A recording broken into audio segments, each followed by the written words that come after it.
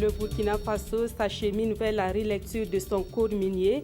Un projet de loi relatif a été soumis par le gouvernement au Conseil national de la transition. Les ministres en charge de la question ont été auditionnés hier au CNT. Et puis des cafés littéraires du Faso en abrégé Khalifa. C'est la nouvelle trouvaille du ministère en charge de la culture pour susciter plus d'engouement pour la lecture chez les populations. C'est aussi un moyen pour donner plus de visibilité au métier du livre. Et puis un invité dans cette édition, nous recevons M. Aristide Béré. Il est le directeur général des libertés publiques. Avec lui, nous allons parler du nouveau code électoral. Il sera principalement question de l'incidence de ce nouveau code sur le fonctionnement de la CENI. Bienvenue à toutes et à tous et merci de suivre le 13h15 de la télévision du Burkina. Tout d'abord, ce décret pour commencer. Le président de la transition, président du Faso, président du Conseil des ministres, vu la Constitution, vu la charte de la transition, vu la lettre numéro 2015-019 CNT, presse SG, DGSL, du 8 avril 2015 du président du Conseil national de la transition, transmettant pour promulgation la loi numéro 005-2015-CNT du 7 avril 2015, portant modification de la loi numéro 2014-2001 AN du 3 juillet 2001 portant code électoral décrète. Article 1 est promulgué la loi numéro 005-2015 CNT du 7 avril 2015 portant modification de la loi numéro 014-2001 AN du 3 juillet 2001 portant code électoral. Article 2. Le présent décret sera publié au journal officiel du Faso, Ouagadougou, le 9 avril 2015. C'est signé Michel Kafando. Voilà donc pour ce qui est de ce décret du chef de l'État, un décret de promulgation qui enclenche le processus de mise en application de la loi. Sachez aussi que le texte promulgué a d'abord été adopté le lundi 7 mars dernier par le Conseil des ministres en sa séance extraordinaire, soumis au Conseil national de la transition. Il a été enrôlé le 23 mars par la conférence des présidents et adopté enfin ce mardi 7 avril par 75 voix pour, 10 contre et 3 abstentions. Et puis, le gouvernement a soumis au Conseil national de la transition un projet de loi portant relecture du code minier. Ce code minier est en vigueur depuis 2003. Hier, les ministres en charge des mines et celui de l'environnement étaient au CNT où ils ont été auditionnés par les députés. Ils ont invité les députés à effectuer des visites sur le terrain avant le vote de ce projet de loi. Ce vote aura probablement lieu au mois de mai prochain. Amandine Lalsaga. Deux ministres du gouvernement Zida, face aux députés de la Commission des affaires sociales et du développement durable du CNT, le Conseil national de transition. Sur la table de discussion, un seul sujet à l'ordre du jour. Auditionné sur le projet de loi portant relecture du code minier, le ministre en charge des mines a d'abord expliqué que le texte du gouvernement est inspiré d'une vision plus large et intègre des innovations majeures. Le code minier actuellement en vigueur date de 2003. Au regard de la pratique, après le boom minier, on s'est rendu compte qu'il y a des insuffisances dans le code en vigueur, en ces domaines de fiscalité, des questions environnementales et des retombées financières pour le développement économique et social de notre pays. Les principales innovations de ce nouveau code minier résident justement aux grands défis que nous nous sommes fixés, à savoir d'abord la création d'un fonds minier de développement local, qui sera une première, qui sera initiée par le Burkina Faso, qui fera école très certainement en Afrique de l'Ouest, et aussi continuer à préserver la compétitivité de notre code minier. Les députés n'ont pas tari de questions et celles relatives à l'environnement n'ont pas été occultées. Cependant, le ministre de l'Environnement rassure. Nous avons pris l'engagement d'appliquer les textes qui sont en vigueur parce que dans notre législation, aussi bien au niveau des lois que des règlements, il y a beaucoup de textes, mais qui sont insuffisamment appliqués. Le suivi, par exemple, du plan de gestion environnementale et sociale, c'est lié plus à un manque ou à une insuffisance de moyens qu'à une insuffisance de textes. Les volets fiscalité et recettes ont également fait l'objet de débats. Les députés se sont intéressés aux dividendes reversés à l'État par les sociétés minières. Les honorables voudraient qu'on les mette à part pour une question de traçabilité. Mais le budget de l'État, c'est un tout. C'est justement la contribution de l'ensemble de ces ressources-là qui permet de mener les actions d'investissement, que ce soit dans le domaine des routes, dans le domaine de la santé, la construction des écoles. Des propositions d'amélioration du texte ont également été faites par les députés. La perspective étant d'améliorer le bon fonctionnement du secteur minier. À partir du moment où ce sont les sociétés minières elles-mêmes qui pèsent l'or, quelle peut être la fiabilité vraiment de ce qui ressort? Et moi, j'insiste aussi pour demander si le ministère ne peut pas disposer de balances homologuées pour qu'on puisse savoir réellement la quantité d'or pesé et de temps pour que ça puisse profiter à nos populations. Même la simple pomme de terre qu'on vend dehors, vous voyez que la pesée n'est pas normale. Le raffinage est fait à l'étranger. Et ces sociétés minières-là, c'est des sociétés privées. Et je suis sûr et certain que c'est leur raffineur, ce n'est pas le raffineur de l'État. Est-ce que l'État peut agréer des raffineurs à l'étranger qui vont nous donner des chiffres exacts? L'adoption de la loi en plénière est prévue pour fin mai 2015.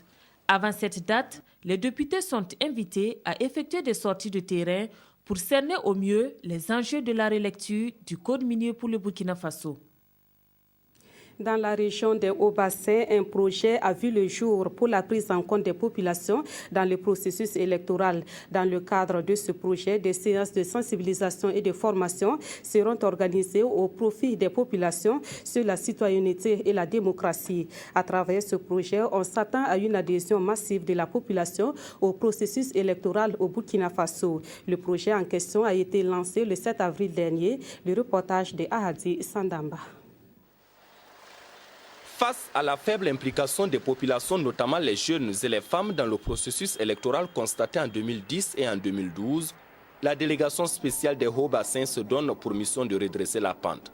Et c'est à travers un projet dénommé « Implication citoyenne des populations au processus électoral » que cette institution compte mener le combat. C'est la raison pour laquelle on a entrepris maintenant, cette fois-ci, d'essayer de faire en sorte que ces jeunes et ces femmes-là puissent vraiment participer non seulement en s'inscrivant sur les listes électorales et en leur faisant comprendre donc le rôle qu'ils ont à jouer. Et sur le terrain, il va s'agir pour les différentes équipes d'exécuter le projet en 3 phases avec en ligne de mire l'adhésion de toutes ces couches sociales jugées incontournables dans le contexte actuel du Burkina Faso. Une première activité de sensibilisation des populations, donc surtout la frange jeune et les femmes, afin que les élections connaissent quand même une avancée significative dans l'histoire du Burkina. La deuxième phase consistera à faire des rencontres par la radio, les FM qui existent à Bobo, à Ordara et tout ça. La troisième activité que nous projetons mener, c'est des formations. Donc des formations sur la citoyenneté, des formations sur le développement local, des formations même sur la vie d'une nation, etc., sont nécessaires parce qu'aujourd'hui, on pense que les gens connaissent alors que, en fait, les gens ne connaissent pas. Prévu pour s'exécuter entre avril 2015 et la fin des élections de 2016, le projet Implication citoyenne des populations des Hauts-Bassins au processus électoral est financé à environ 9 300 000 francs CFA. Et à la cérémonie de lancement, le président de la délégation spéciale des Hauts-Bassins a sollicité l'implication de tous les acteurs, notamment les membres du Conseil, pour la réussite du projet. Nous ouvrons la page entretien de ce journal. Je vous disais en titre, nous recevons M. Aristide Béré. Il est le directeur général des libertés publiques. Bonjour M. Béré. Bonjour madame. Alors vous êtes là pour nous parler du nouveau code électoral. Le président du Faso, on a lu le décret tout à l'heure, a promulgué donc la nouvelle loi électorale. Alors avec l'adoption de cette loi-là, qu'est-ce qui va changer concrètement? Alors, merci bien madame, merci pour cette invitation qui nous a été faite de partager un peu avec l'opinion publique nationale et internationale sur ce qui nous préoccupe actuellement, à savoir le nouveau code électoral. On se réjouit donc de cette promulgation du chef de l'État, qui est l'acte par lequel le chef de l'État ordonne à tous les pouvoirs à toutes les autorités de faire appliquer ces nouvelles dispositions. Alors, qu'est-ce qui change fondamentalement? D'un point de vue structurel, il y a 2 choses majeures qui changent, au plan politique et au plan technique. Sur le plan technique, il s'agit essentiellement de d'opérationnaliser le fonctionnement de la CENI, permettent à la CENI de régulariser un certain nombre de situations qui n'étaient pas prises en compte actuellement.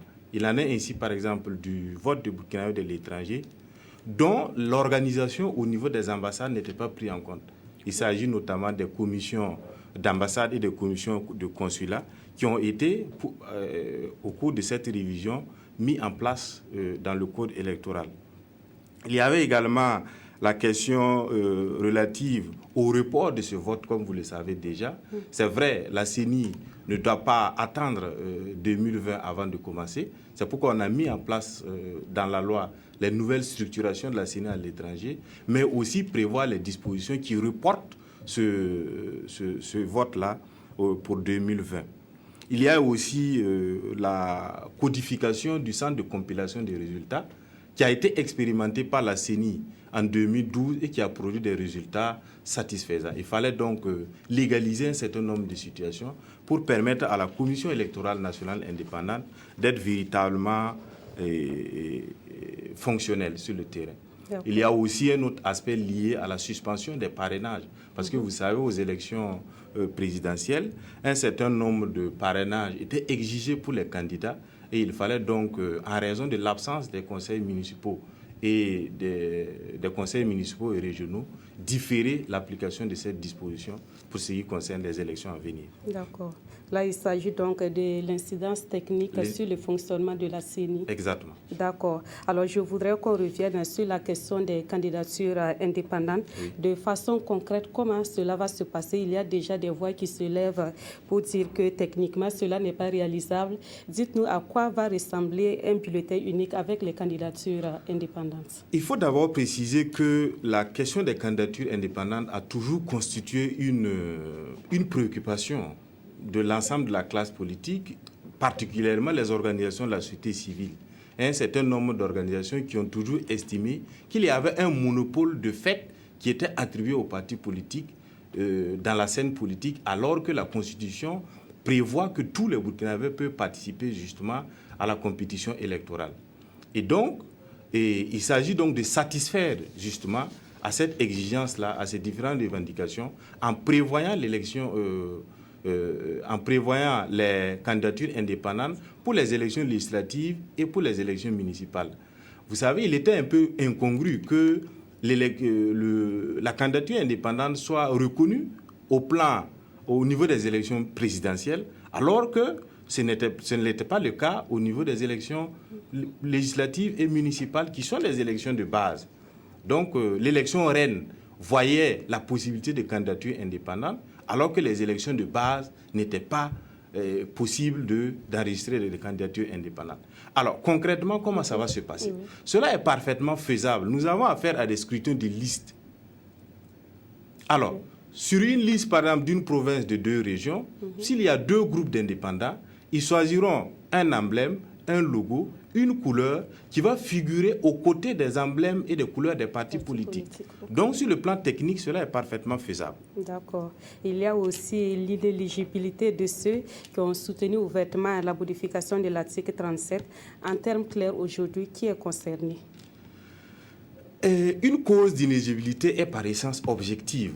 Donc, on ne vise pas particulièrement des personnes. Quand vous voyez le sens des dispositions de l'article 135 pour ce qui concerne les élections présidentielles, 166 pour les élections législatives et 242 pour les élections municipales, et on ne vise pas particulièrement quelqu'un. Il est dit, noir sur blanc, qu'il s'agit de tous ceux qui ont soutenu un changement anticonstitutionnel et ayant abouti à une insurrection ou à un soulèvement populaire. Il n'est pas visé nommément un individu ou une personne concernée. Il n'est pas visé un membre de gouvernement. Il n'est pas visé une catégorie de personnes connues à l'avance. Non. L'objectivation de la cause d'inéligibilité a conduit à la rédaction que nous venons de vous donner. Mais il y a quand même des gens qui se sentent concernés et qui donnent de la voix même ces derniers temps. Et comment vous réagissez donc par rapport à ça? Bon, c'est somme toute normal, hein, parce que nous pensons d'abord que la question est est de tenir compte de la nouvelle donne politique, de tenir compte des nouvelles réalités politiques. Et vous savez que quand même, depuis les 30 et 31 octobre 2014, il y a une nouvelle donne politique qui se met en place.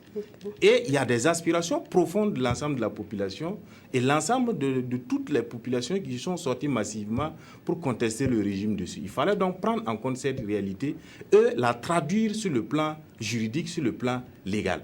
Que des gens se sentent concernés, c'est somme toute normal. Et comme disait M. le ministre de l'administration territoriale, toutes les voies légales qui sont prévues dans le cadre républicain pourront être utilisées par ceux qui estiment être lésés par cette disposition. D'accord, M. Béraud, on va parler à présent des cautions.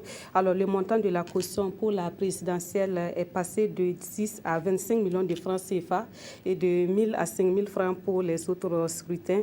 Quelles sont les motivations d'une telle augmentation?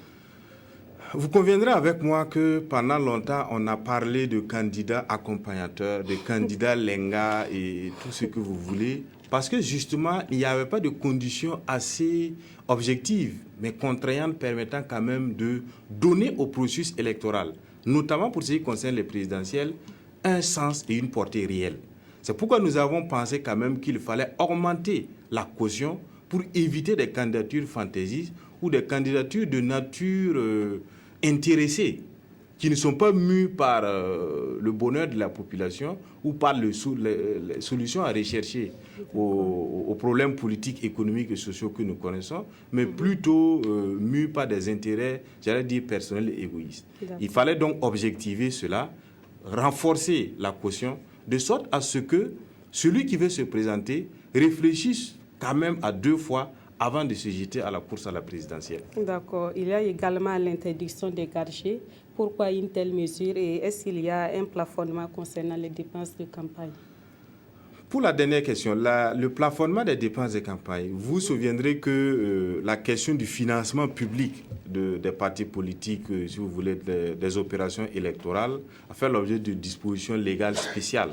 Ce qui veut dire qu'en temps opportun, cette loi sera revue et éventuellement, s'il y a lieu de légiférer sur le plafonnement des dépenses de campagne, on le fera.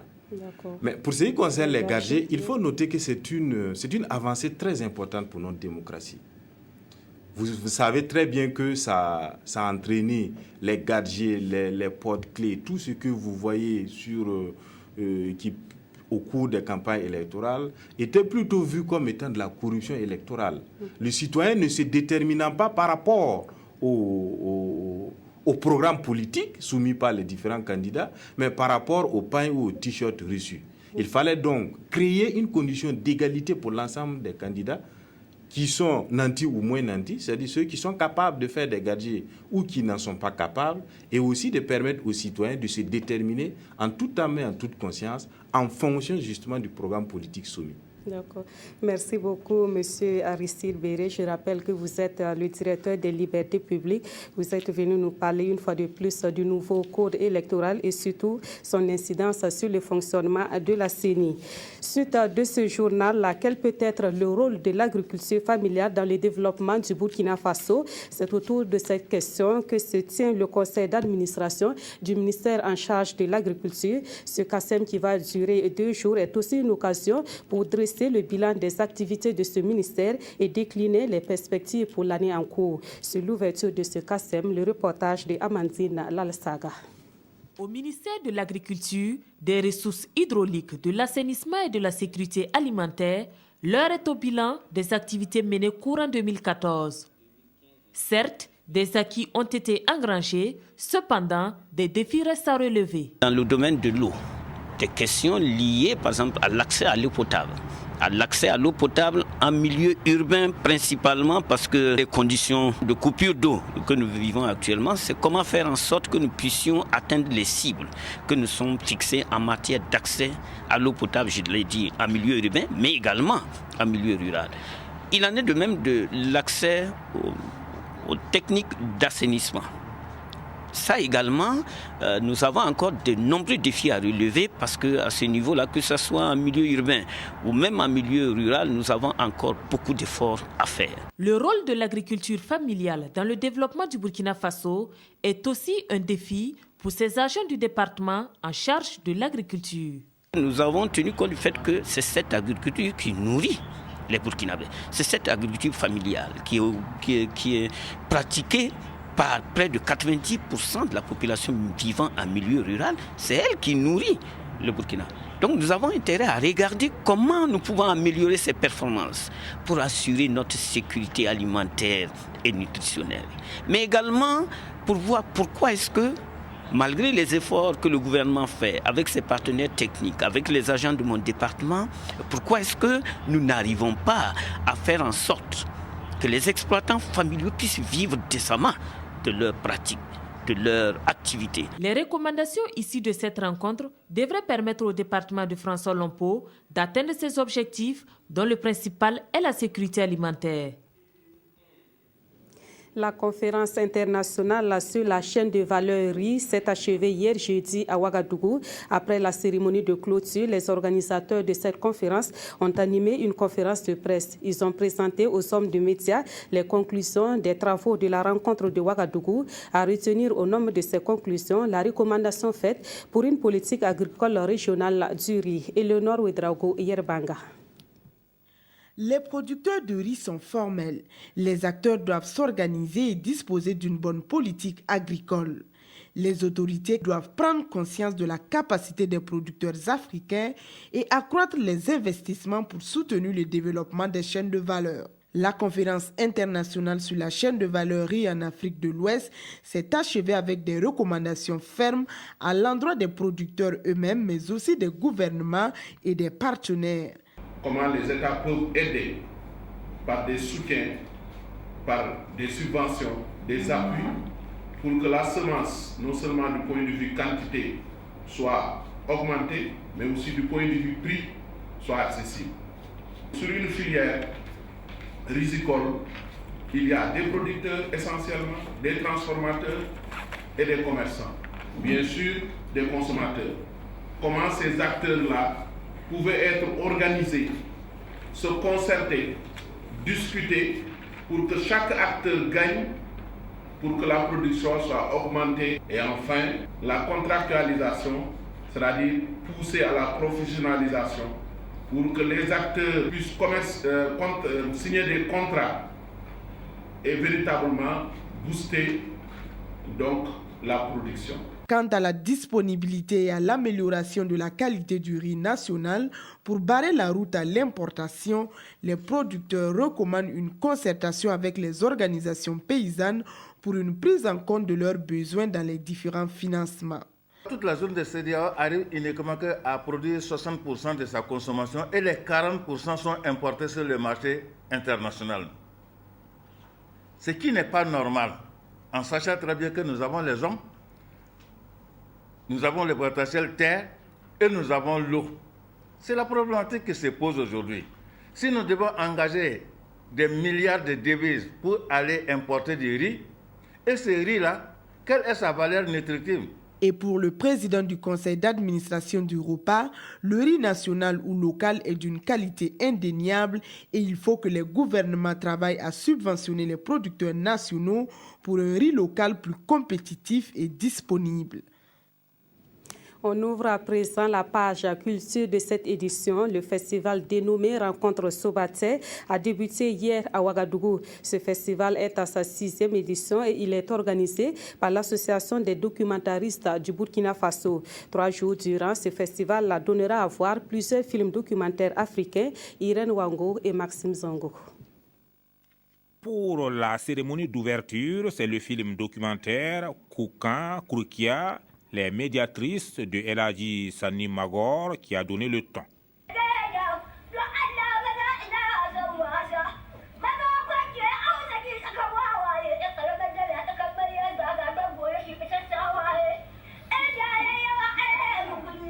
Les médiatrices, donc il s'agit de faire une médiation pour ramener donc la paix qui a été perdue suite aux émeutes en tout cas dans mon village. Donc c'est un appel à la paix, c'est un appel à la réconciliation, c'est un appel au pardon, c'est vraiment un appel à la fraternité. Né pour défendre un cinéma libre et pour valoriser l'expression artistique dans le cinéma documentaire africain, le festival Rencontre Sobater est une initiative de jeunes cinéastes.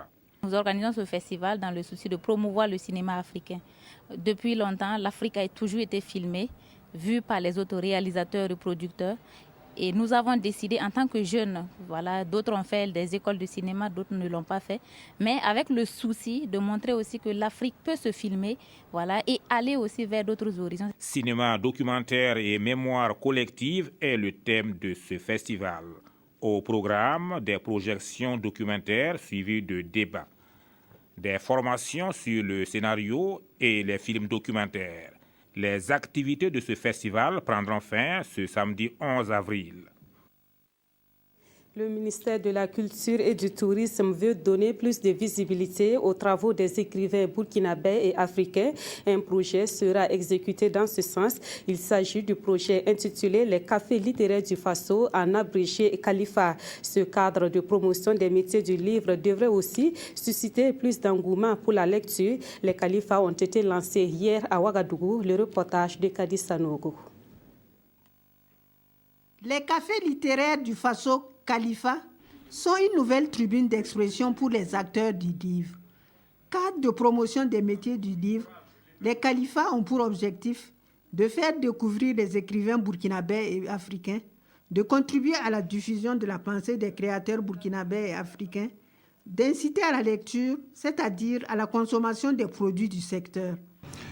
Nous avons remarqué que les projets d'animation du champ culturel relatifs aux livres ne sont pas assez nombreux.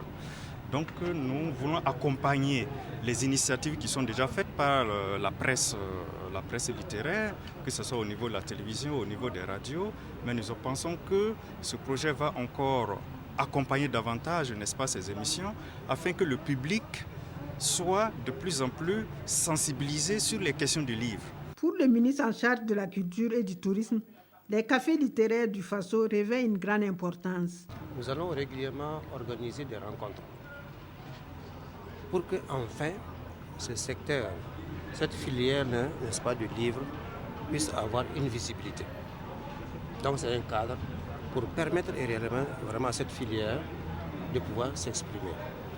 Vous savez, l'un de nos pans les plus faibles, c'est le livre, l'édition, évidemment l'industrie du livre. Il faut que nous travaillions effectivement à faire de cette industrie importante dans les industries culturelles quelque chose de viable et de crédible. Pour ce premier numéro des cafés littéraires du Faso, c'est le lycée Nelson Mandela qui a été choisi comme invité d'honneur. À l'occasion, des écrivains burkinabés ont procédé à la dédicace de leurs œuvres. Retour chez nous, vous le savez peut-être déjà, l'ex-majorité a décidé de quitter le Conseil national de la transition et la Commission de réconciliation nationale et des réformes. Et c'est le principal sujet d'actualité évoqué dans les journaux ce 10 avril 2015. La revue de presse vous est proposée par Jacques Lamissa Tarpara. Une coalition d'ex-partis majoritaires s'insurge contre la nouvelle loi électorale promulguée par le président du Faso hier jeudi. Le journal Le Soir en parle dans sa parution du jour. L'ex-majorité quitte le CNT et entre en résistance, titre Le Quotidien. Le journal publie une déclaration de ces partis dans laquelle ils suspendent leur participation au Conseil national de la transition et à la Commission nationale de réconciliation jusqu'à relecture du texte et à la mise en œuvre d'une vraie politique inclusive. Le CDP et ses alliés menacent et suspendent leur participation au CNT, reprend le journal Le Quotidien. Le sujet apparaît également à la une de Notre Temps. Toujours sur le vote de la loi électorale, aujourd'hui au Faso relaie la réaction de Djibril Bassolé. Le général désapprouve un tel vote et pour lui, le CNT n'a pas vocation à improviser des textes qui changent les règles du jeu avant la compétition. De plus, Djibril Bassolé ne se sent pas visé par cette loi. Il affirme du même coup qu'il serait candidat à la présidentielle d'octobre prochain. Alors que le débat se mène sur le code électoral, d'anciens dignitaires du régime passé sont interpellés. L'UPC est pour une opération main propre non sélective, nous apprend le pays. Zéphirin Diabré salue cette décision des autorités de la transition d'exiger des comptes. Le cadre de réflexion et d'action démocratique est lui pour la reddition de tous les comptes de la 4e République. Aujourd'hui, au Faso dresse une radioscopie de ces arrestations. Opération main propre ou règlement de compte politique, se demande le quotidien, qui dit qu'il ne faudrait pas être surpris que ceux qui sont hors du pays se constituent en exilés politiques. Voilà, avant de terminer ce journal, je reprends pour vous ce décret. Le président de la transition, président du Faso, président du Conseil des ministres, vu la Constitution, vu la charte de la transition, vu la lettre numéro 2015-019-CNT, presse-SG-DGSL du 8 avril 2015 du président du Conseil national de la transition, transmettant pour promulgation la loi numéro 005-2015-CNT du 7 avril 2015 portant modification de la loi numéro 014-2001-AN du 3 juillet 2001 portant code électoral, décrète article 1 est promulguée la loi numéro 005-2015-CNT du 7 avril 2015 portant modification de la loi numéro 014-2001-AN du 3 juillet 2001 portant code électoral. Article 2, le présent décret sera publié au journal officiel du Faso, Ouagadougou, le 9 avril 2015, signé Michel Kafando. Voilà, c'est la fin de cette édition sur la RTB. Merci de l'avoir suivi. Excellente suite de programme sur nos antennes.